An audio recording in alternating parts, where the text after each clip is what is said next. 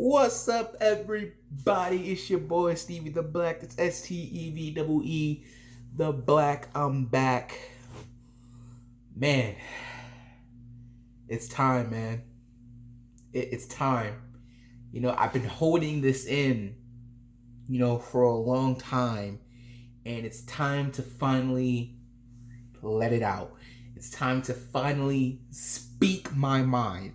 And that's the point of this YouTube channel, is for me to speak my mind, because in Florida where I live, I only have one other Eagles fan I can talk to, and that's my friend David. Then I have Addie, but we don't talk all the time. Well, we do, but we talk about other stuff too. But the point of the channel is for me to get it out and unleash my anger or my happiness or my disappointment or whatever. And this thing that I'm going to talk about is something I've been thinking about for a long time, but I wasn't sure if I was going to say it or not. But I think I am. And it's something that not every Eagles fan will admit, but deep down, like truly, truly deep down, they will admit it. And that is that the 2019 Philadelphia Eagles, it's Super Bowl or bust. It is Super Bowl or bust. Like, you can say that that's unfair to put that on them, but honestly, it's really not. It's really not, because you see, the moves that the Eagles make speak. They say, we're going for it. We're going for the Super Bowl. And honestly, anything less, to me, will be a disappointment. I've said this in the past, and I'm going to say it now. When we won the Super Bowl 2 years ago, it changed me. It changed me from the standpoint that it is indeed possible. It changed me from the standpoint that something that I didn't think I would ever see with my own two eyes happened, unless a miracle happened. And it did happen. But it's Super Bowl or bust, and I'm gonna tell you why. You look at this team, man, and you just think, wow, this team is loaded. This team is deep. This team his team is hungry. This team is determined. This team is ready to prove the doubters wrong again. Like, you think, let's just go by with the division. You think about the division. Each team has their own problems, their own situation. What's the problem with the Giants? They ain't got no receivers. Dudes dropping left and right, and Eli Manning's old. So eventually, sometime during the season, you're gonna expect the rookie quarterback to be in there. Dad, what is his name? Daniel Jones. You expect Daniel Jones to be in there. With the Washington Redskins, Trent Williams is holding out because he wants to get paid. So the Redskins like, we ain't paying you. We ain't paying Kirk Cousins. What you think we gonna pay you? They bringing in other dudes. And from what I hear, they looking to trade him. Drama. You look with the Dallas Cowboys. It's well known. Ezekiel Elliott. He's holding out because he wants to be the top running back on this team. He wants to be the top paid running back in this league. Dak's contract is coming up. He wants to be paid. He said it. I ain't going for no discount. That's what he said. Those were his words. They ain't my word. Those are his words. I ain't going for no discount. And then you got Amari Cooper. And then you gotta pay Byron Jones. And then you gotta play what's this man's name? One of their linebackers. Not Van Der Esch, but man, I can't think of his name. But you know who I'm talking about, the other linebacker. Like, so you think they have all these problems. Look, they only got a certain amount of money. And matter of fact, Stephen Jones came out today and said, look, we can't afford to give Dak, Zeke, and Amari top money in each. That's just not going to happen. Somebody going to have to take a pay cut. And I'm going to get into that a little bit later too. But then you look at the Eagles. There's quiet. There's nothing coming out. They're focused. They're hungry. They're motivated. They're determined. And the last time that happened was 2017. And what happened in 2017? They won the Super Bowl. But let's just get into this, okay? Why I think it's Super Bowl or bust. I mean, you look at this team, man. You look at how deep they are. You look at how good they are. Let's look at the wide receivers. You've got Alshon Jeffrey, 50-50 ball guy. He's your number one. You've got Deshaun Jackson, who still's got that speed. And even if he's a step slower, he's still faster than like most of the guys in the NFL. Then you've got Nelson Agholor, who I believe is gravely underappreciated and underrated for his position in the slot. Like the first 2 years that Nelson Agholor was in the league, he was trash. We're gonna just he was trash. He was bad. He was not good. And then he moved into the slot, and it was like he became a whole different person. He was reborn. The slot is where he's supposed to be. And so when last year, and he took a big leap. So when last year everyone's like, oh, he had a down year, I wonder why that is. Because he wasn't playing in the slot. Because he was playing on the outside. And we all know Nelson Agholor cannot play on the outside. Because we saw it for 2 years. We saw it last year. So when Mike Wallace goes down, they had to put Nelson Agholor on the outside because of his speed, but we know he's not great on the outside. We know he's great as a slot receiver. So now, really, you messed up 2 positions. And then when you brought in Golden Tate, he didn't really fit in. So now you ain't got no receivers. Now you only done your one receiver of Alshon Jeffrey and only throwing to his Zach Ertz. So it's like, by Mike Wallace going down, you messed up 2 positions. By bringing in Golden Tate, he's automatically going to be the slot receiver, but then he didn't fit in. So it's like, whoa, what's up, bro? Like, so, yeah, like, I understand people are like, oh, he should be paid what he's getting paid, like $9 million. Look, I think Nelson Agholor, once again, he's going to turn heads this year, man. I think so. He's back in his natural position, which is the slot. And then you think, so look out for him, man. And like I said, I think he's underappreciated. Like I don't hear nobody talking about Nelson Agholor like ever, and I think it's honestly disrespectful because that man, when he's in the slot, he is a beast, man. He is a beast, and we know that. We know that. Then you go with JJ Arcega-Whiteside. Again, like Alshon, a 50-50 ball guy. Who's gonna be great in the red zone. And one day it's gonna be the next man up after Alshon's done. And so it's just like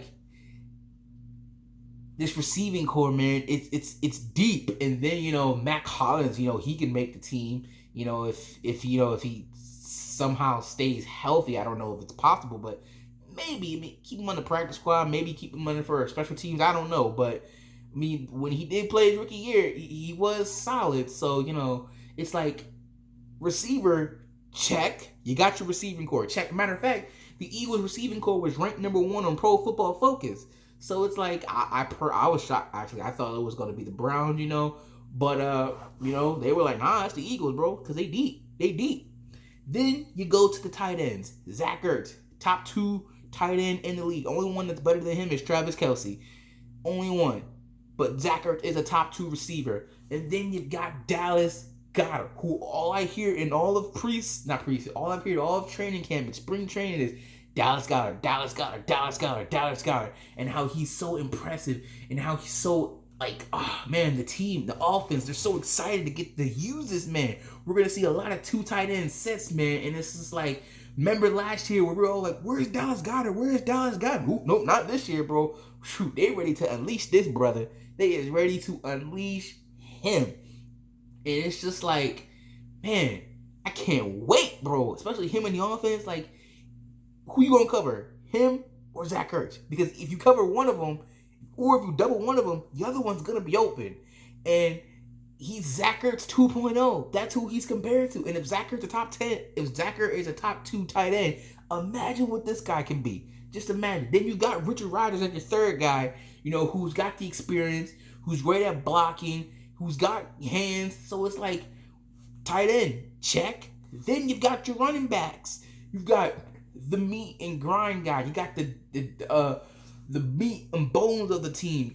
I know it's kind of weird. You got Jordan Howard. Your new, younger LeGarrette Blount. Who's going to get those tough yards. Who's going to be there on 3rd and 1. Who's going to get you if you're stuck at the goal line. or maybe you're trying to end the game and run out the clock, so you use him. Jordan Howard.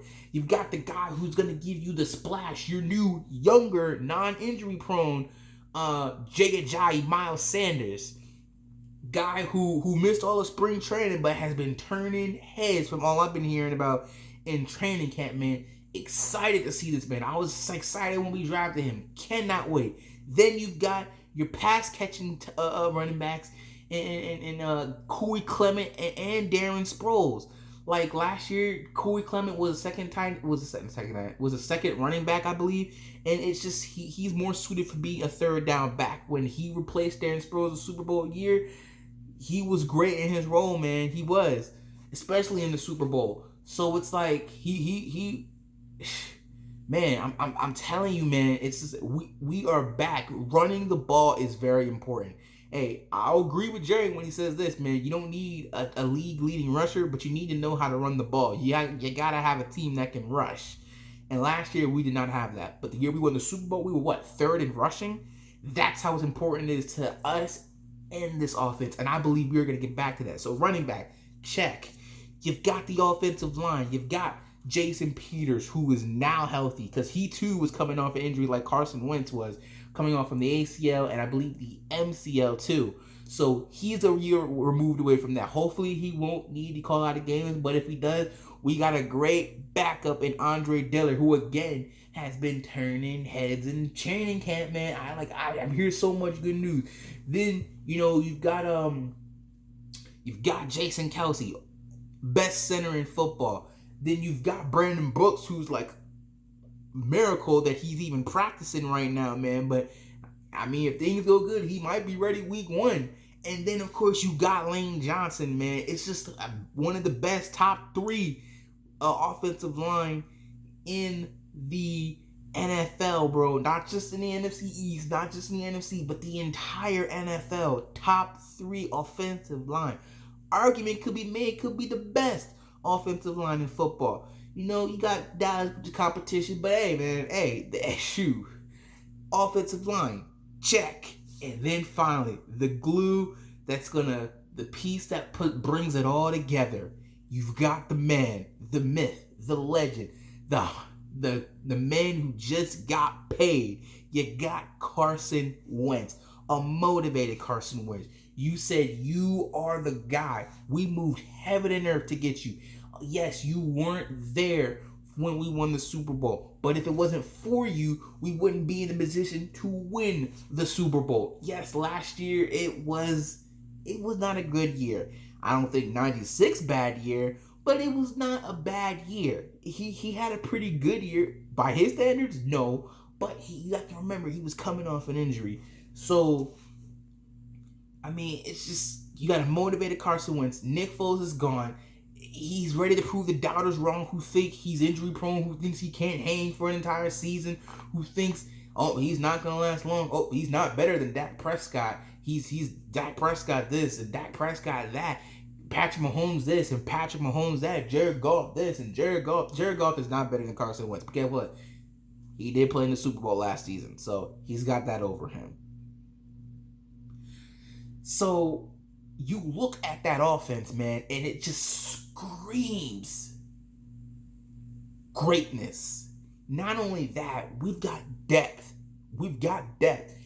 Like a lot of teams, and this is how I can compare it. A lot of teams have a great, like in NBA, have a great starting 5, but they have no bench, which means their team is not going to do very good, especially in the playoffs. Like regular season, you may be good. You may be able to do that, but in the postseason, that's not gonna help you, bro.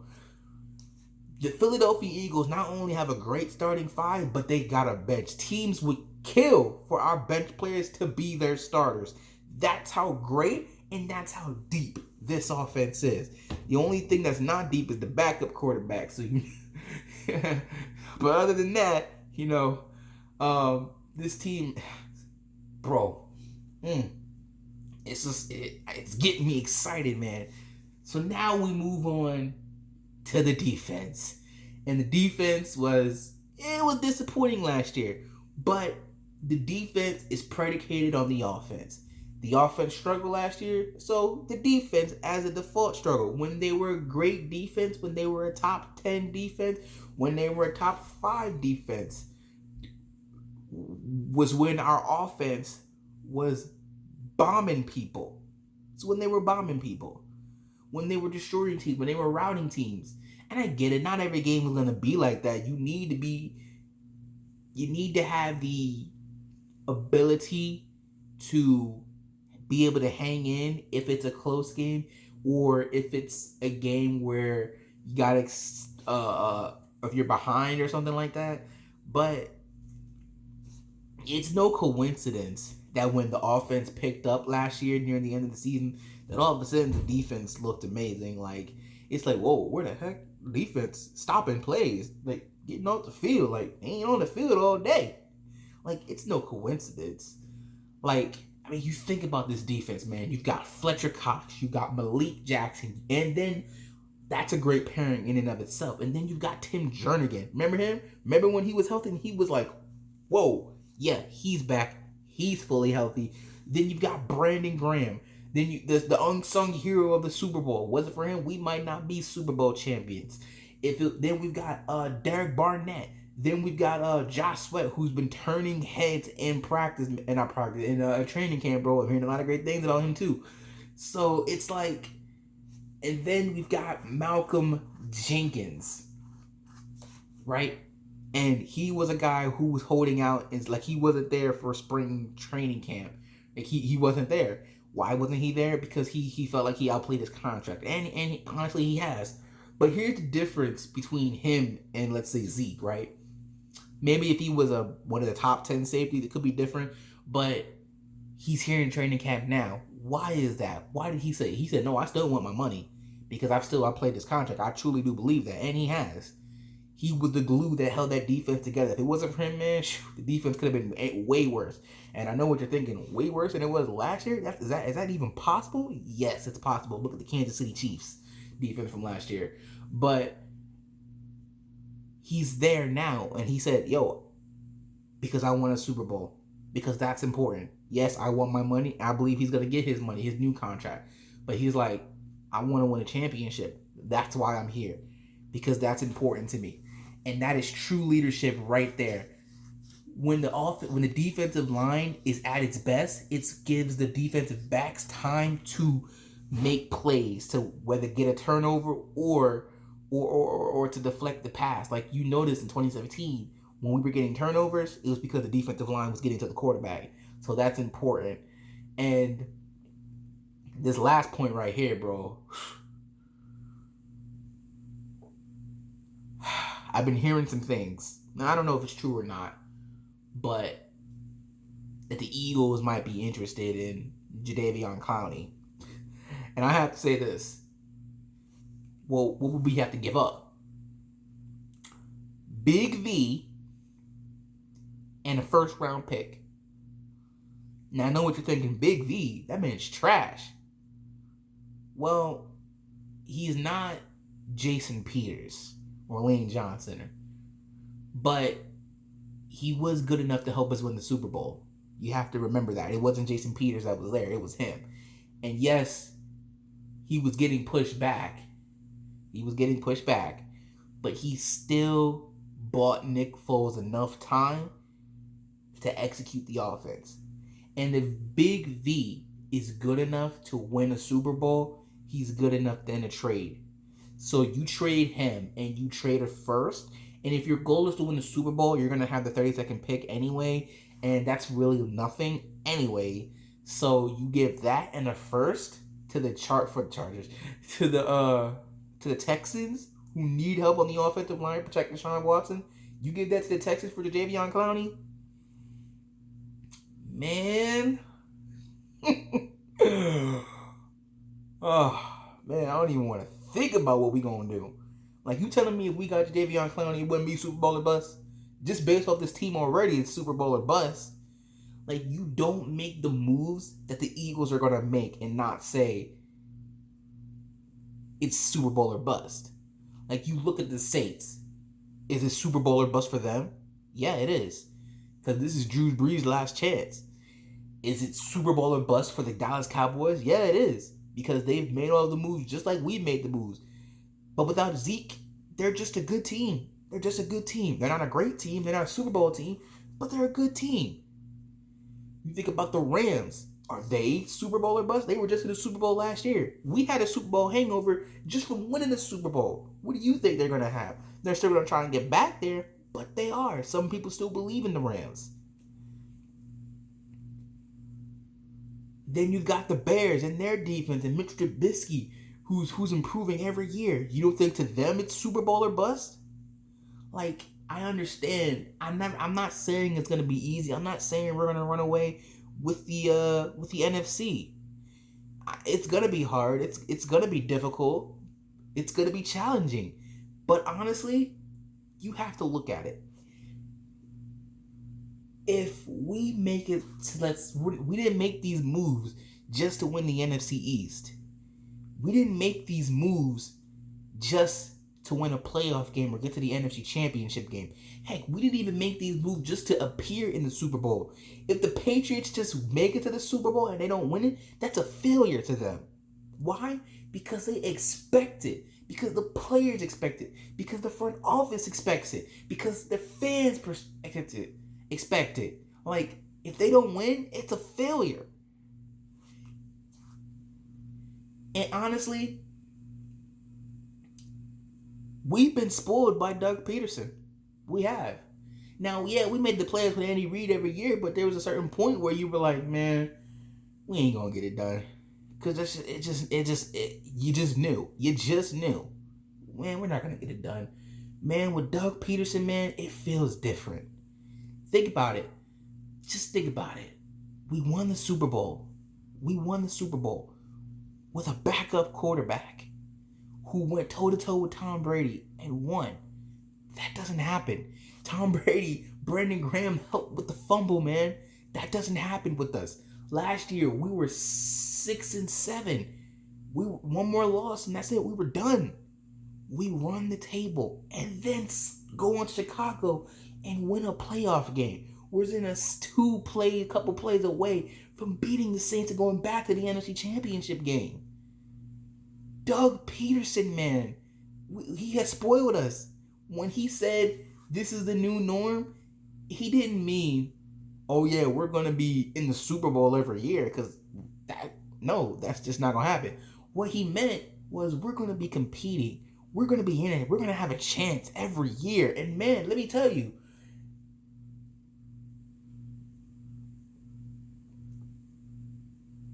I would be so disappointed if we didn't win the Super Bowl.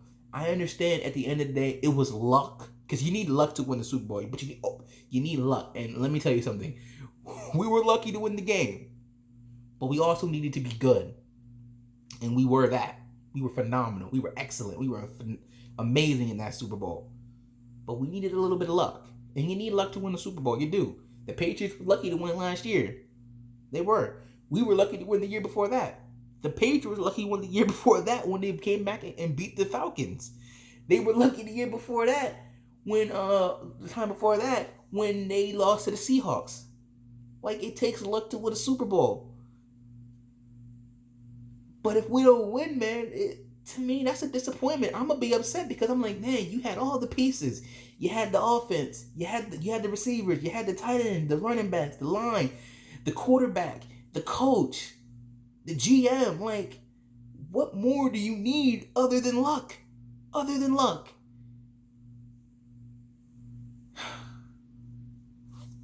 Now, obviously, if it's back and forth, and the other team wins by a field goal, it is what it is.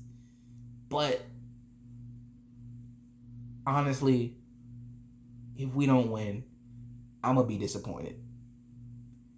I'm gonna be disappointed, and I'm gonna deem the season a failure. I really would, because as I said, when we won the Super Bowl, man, it changed me.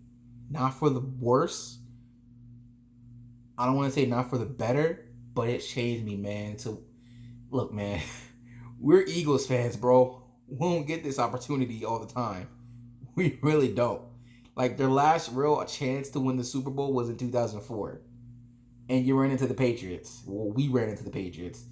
Oh wait, I mean, we were lucky to get in, and then we fought our way in, and then it was like typical Andy Reid stuff. But for the most part, we don't get chances like this. Nah, man, we don't. We are spoiled to have Doug Peterson, who at a time was considered the worst head coaching hire of all time. But now look at him. He's a top 5 head coach in this league just after 3 years, heading into his 4th season with another Super Bowl caliber team. You don't think to them, if they don't win the Super Bowl, you don't think they would deem it a failure? Because they would. So, I know this video has gone on long enough. Let me know in the comment section what you think. Do you think that if we don't win the Super Bowl, it's a failure? Do you think, is it Super Bowl or bust? Because to me, it is. And honestly, what more? What more? Honestly, we got the team. We are good. There are no egos on this team, man, because the players that are coming here are coming to win championships. They're not coming to get paid. You know, when you play in Doug Peterson's offense, there's not going to be a 1,000-yard receiver. There's not going to be a 1,000-yard running back. You're not going to be putting up numbers, but you know what you're going to be doing? You're going to be helping the team win. You're going to be winning championships. You're going to be contented to win championships when you're on this team. The only person who's going to look good is Carson Wentz and Doug Peterson. That's it. And even for the dudes that are in contracts here, man, other teams are going to look at them. They're going to go, what did you do? What did you do to contribute to help your team win that Super Bowl? Because honestly, at the end of the day, if you break bank, so what? So what? In this league, you remember not for making the most money on a contract. You will remember for winning championships and Super Bowls. That's what you're remembered for. The only way people remember your contract is if you were trash. Like, if you made this big contract, but then you just never showed up and you were awful, they'll remember you for that. But when you win the Super Bowl, man, you are enshrined in history forever. People will never forget that. People will never forget you. And that, honestly, is what it's about. It's about championships. It's about Super Bowls. It's about a legacy. And I'm telling you, man, Doug Peterson wins another Super Bowl in this city, bro. He's already surpassed Andy Reid. But if he wins another Super Bowl with 2 different quarterbacks in a span of about 3 years,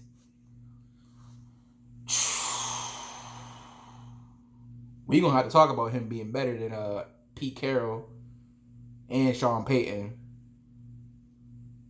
Like, and Andy Reid, honestly. Honestly, he may be the second best coach in the league if he pulls it off. I honestly do believe that.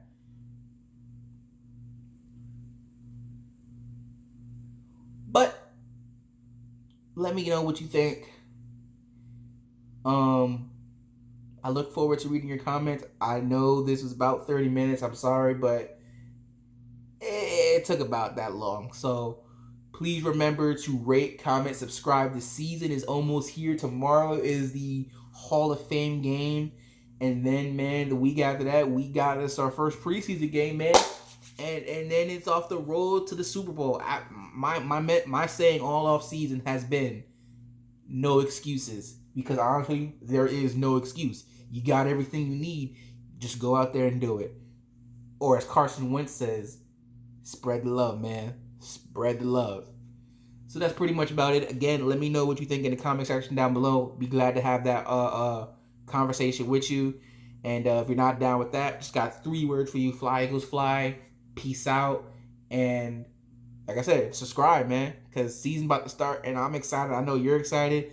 And again, if you're a true Eagles fan, you'll agree because you'll say, man, he's right. Because anything less than that Super Bowl win, anything less than holding that Lombardi up high, man,